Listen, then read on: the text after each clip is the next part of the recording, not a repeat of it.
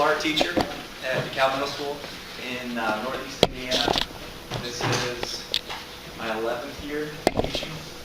Started out, taught 2 years in the high school, did photography and some three-dimensional sculpture classes. And then moved down to middle school and met up with these two clowns in the back. We have a really good time. I don't know if you guys could tell already, but we have a really good time at school. I guess musical background, I've always loved music. I've always been, had a creative side to me with that. I always have to have music playing in my classroom. So it kind of came natural to me when I heard about the Guitar Summit. And here we go. In 2011, Jed and I attended the Sinclair Guitar Summit. And I don't know, Imelda, I don't know if you noticed the picture. As soon as I walked in, I thought, wait a second. So Imelda was at the same conference that we were at. And it was an awesome opportunity for us. We heard about it. Tony actually attended the year prior and came back and talked to us about it. And we signed up, and on a whim we went out and learned so much about guitars. And not having a science or any STEM background, for me it was all brand new. Just having a love for music and a love for guitars. But you know, it took a little bit for me to get into it. I got fortunate enough that somebody from my school was going who had a STEM background, and that's kind of how that was my foot in the door, why I was able to get into it. So we went. We had an awesome week. We learned a lot. We took a lot from it. And I guess my thought going into this was, you know, I might not know much of the science behind anything. I might not know much of the math or the technology or engineering behind anything, but dang it, mine's going to look sweet.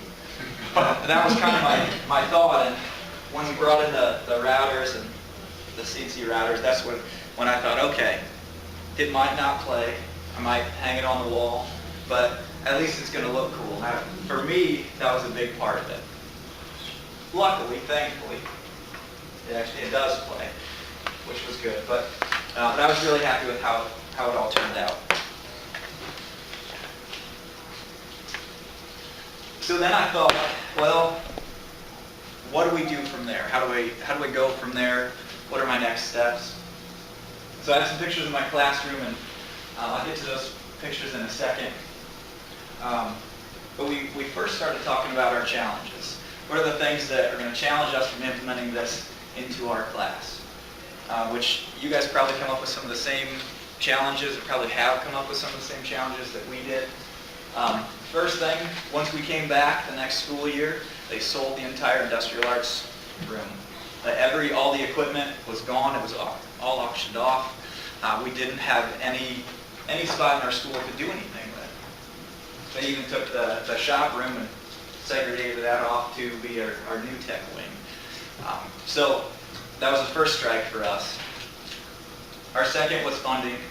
It was really tough for us in our community to get that funding to start that up, and it kind of coupled with our scheduling. So our issues, it would be tough for us to work that into our curriculum, tough for us to work that into an after-school committee with our club with all the things that we do. All three of us coach or involved with athletics. So that was going to be really tough for us.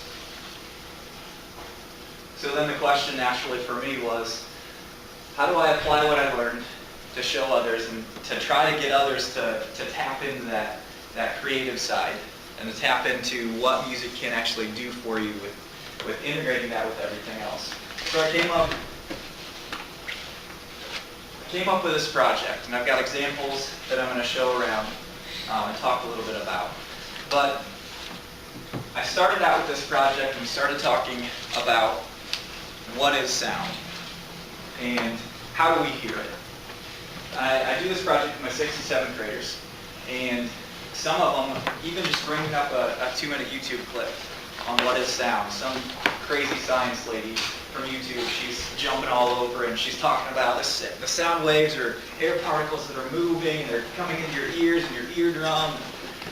At that point, I stopped and said, you know, you guys, when you take your earbuds and you put a jam in your ear and you crank that stuff all the way up, it's not going to be good for you in a while. So try to relate a little bit there too. But then once they get that basic understanding of what sound is, then I found another really interesting YouTube clip about what people are doing with sound now. You guys may have heard of this, but this was a new one to me that was astounding. It's that there's something called an LRAD. It's a long-range acoustical device. Shaking your head? Yeah. Yeah, they use those to deter those whale folks who are trying to stop the whaling. Yeah. They use whaling ships. When I heard that, my jaw dropped. This is amazing. And naturally, 6th and 7th graders, oh, that's so cool, I want one of those. It basically just shoots long-range waves at people at a certain frequency that they actually feel pain. They make those in Fort Wayne. What's that? They make that in Fort Wayne. Seriously? Yeah. Oh, it says I think it says in Fort Wayne from 30. That's awesome. Yeah. That is so cool. Field trip. Yeah. Well, military uses non-lethal deterrent as well. Okay. Truck mounted and tank mounted and all kinds of stuff. I think the French developed it.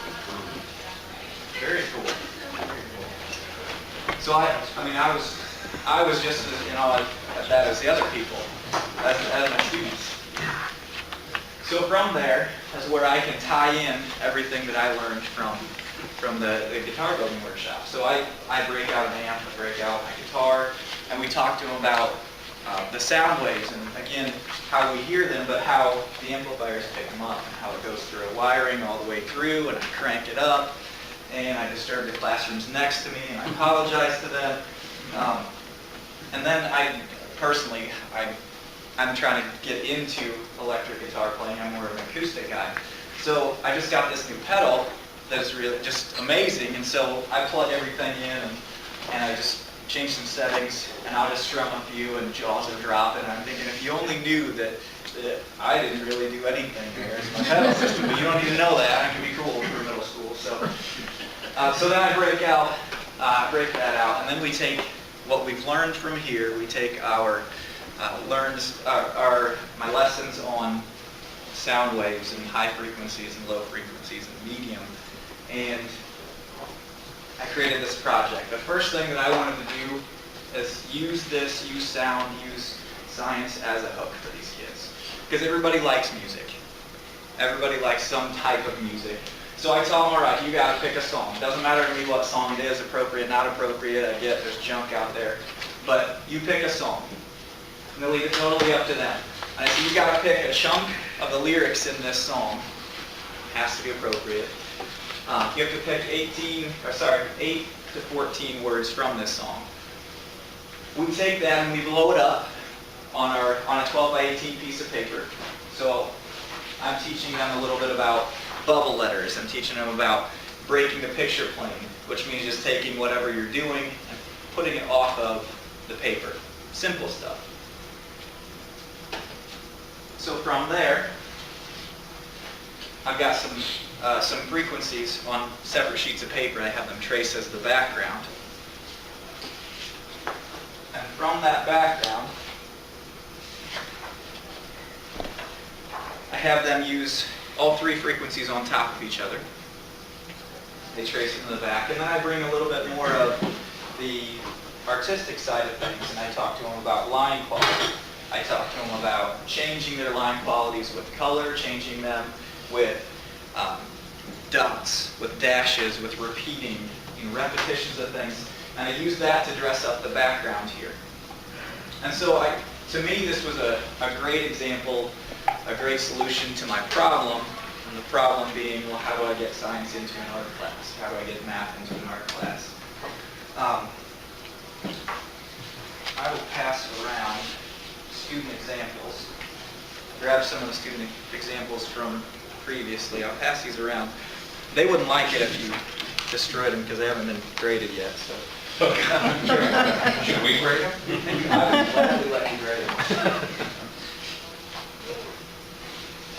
I have a red pen.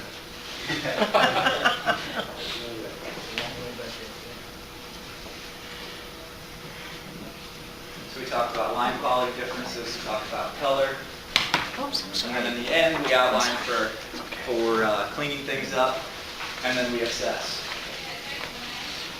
So I put this on the board as one of my examples of lyrics, and I was surprised only 2 kids got it. 2 kids knew the song that it came from. Those 2 kids are like, yeah, Mr. Bennett, yeah, nice, yeah.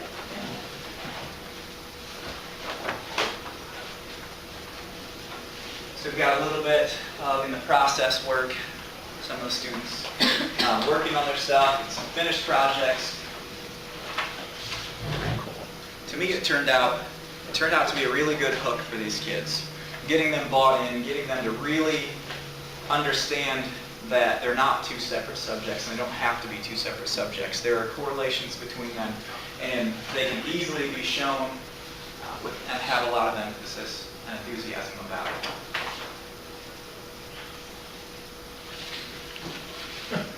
So then, I guess the end of my presentation is something that's been going on in our middle school since the STEM project that we went to. 3 of us have formed a teacher band. And our teacher band is called 5 Guys in the Window. And yes, there are 7 of us in the band. It's all right. One was a math teacher. It's okay. So we played 3, maybe 2 or 3 times a year for the students. We'll just set up on the stage with the curtains closed, and they're all coming in the mornings. We'll just rip the curtains back and just start jamming, start going to town. And sometimes we'll play at Christmas combos, or we've played it at some teacher parties or retirement parties. They just said, "Hey, can 5 Guys in the Window come out?" We said, "Yes, we can." So we definitely think that it's something that we have a blast with, but it also helps the culture of the school. You know, when kids know that when you break out your guitar, when we break out our guitar, it's silence. And they're automatically drawn in. It doesn't matter what we say, they're with us. It doesn't matter what was just happening, they're with us. That's our hook.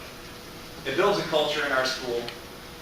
Even if kids hate our music that we play or have never heard of any of it, Rocky Top, Country Roads.